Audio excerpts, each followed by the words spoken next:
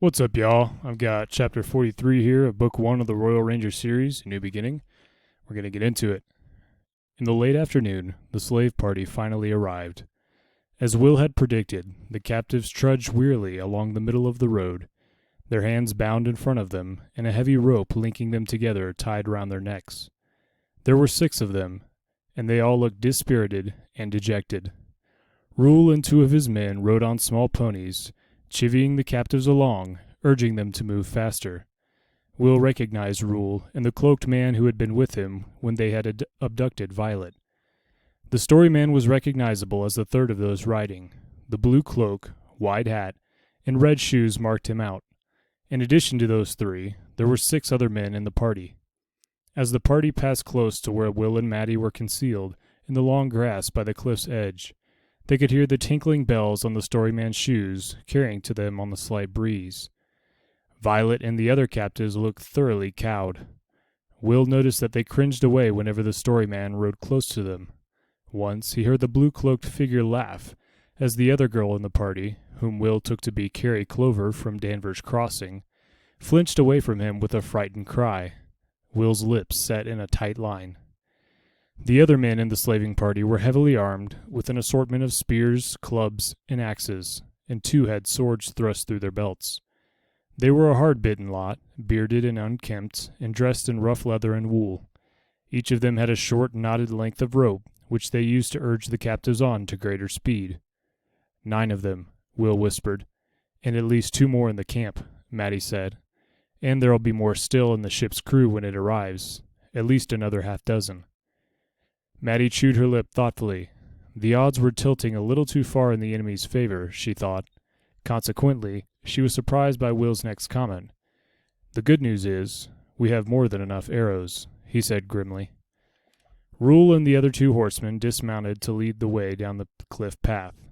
The line of prisoners followed them.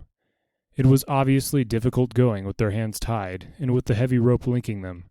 If one slipped, the 2 on either side would be dragged down as well.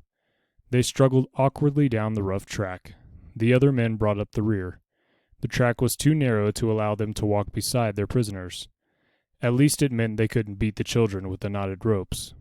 Slipping, sliding, and stumbling, the line of captured children finally made their awkward way to the level ground. Rule and the other 2 horsemen formed up to bar their way, preventing their moving out onto the beach and directing them along the base of the cliff toward the cave. The 2 men already in the camp looked up to watch as the party made its way down the rough track.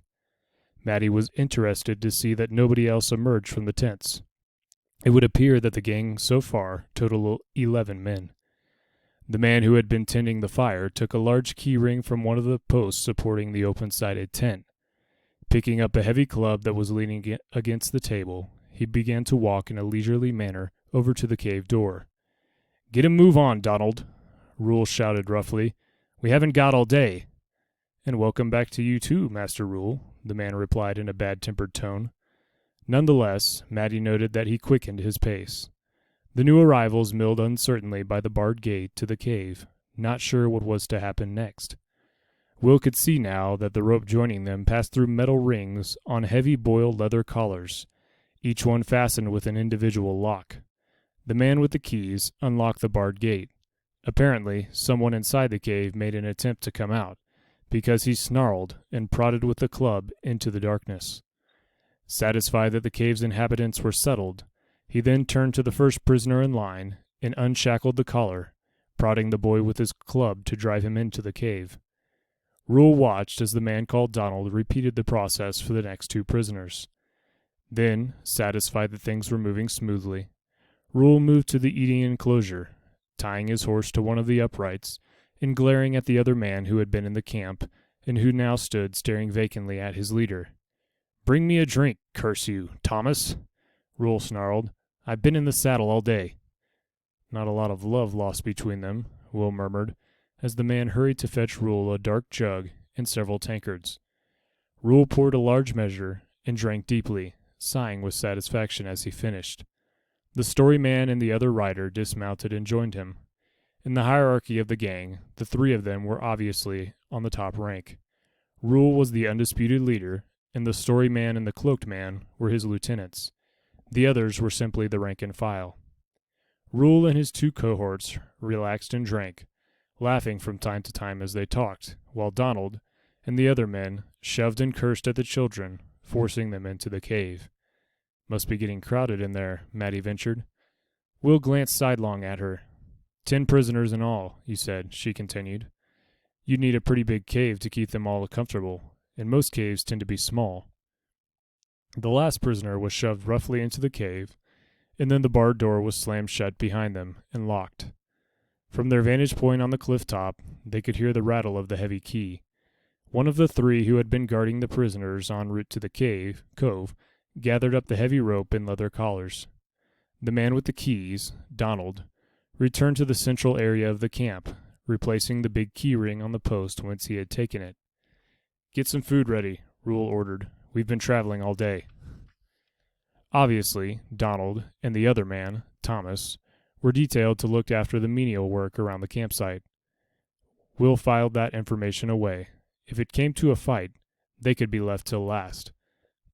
They were unlikely to be particularly aggressive or quick-witted. Men like them did as they were told. They rarely thought for themselves.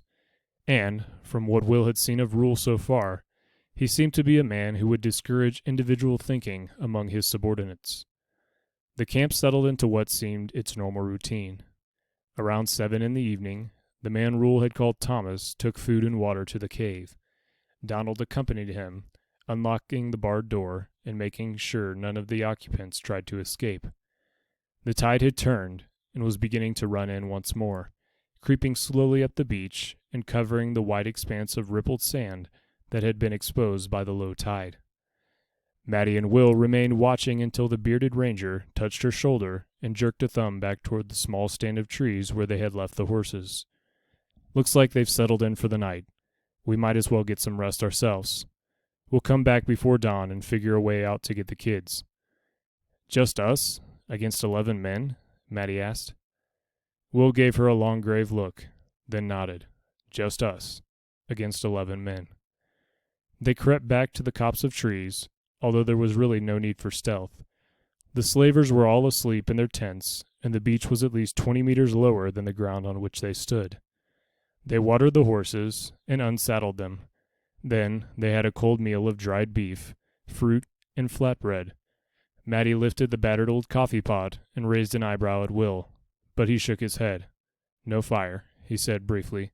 "They might smell the smoke, or they might decide to have a look around the area." They drank water from their canteens. There was no running water in the vicinity, and the small pond they had passed was slime-covered and stagnant. They rolled out their blankets. Matty looked at Will. "Should we set a watch?" she asked, and he nodded. "We should keep an eye on the beach to see if anything happens," he said. "I'll take the first 4 hours." She calculated quickly. That meant that Will would be standing watch twice during the night to her once. She shrugged. That was only fair, she thought, as she crawled into her blankets. She watched his dark figure ghost away into the night. A few minutes later she was asleep. She wasn't concerned about anyone catching her unawares. Bumper and Tug would give adequate warning if someone approached the little camp. But, just to be on the safe side, she slept with her sling twined around her right hand, and her shot bag beside her head. All right, that is going to be it for Chapter 43. Thank you for joining me. I'll see you next time in Chapter 44. God bless and have a good one.